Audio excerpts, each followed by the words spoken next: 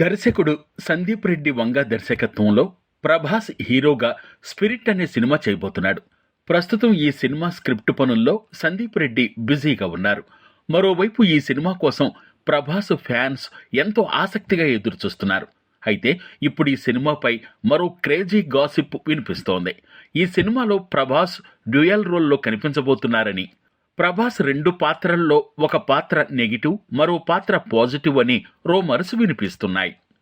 ఈ సినిమా ఇంటర్వెల్లోనే ప్రభాస్ 2వ పాత్ర రివీల్ అవుతుందని, సినిమా మొత్తానికే ఈ సీక్వెన్స్ మెయిన్ హైలైట్గా నిలుస్తుందని వార్తలు వినిపిస్తున్నాయి.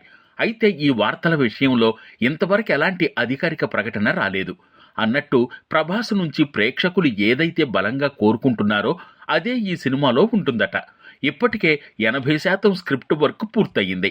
300 కోట్లకు పైగా బడ్జెట్తో ఈ సినిమా తెరకెక్కనుంది.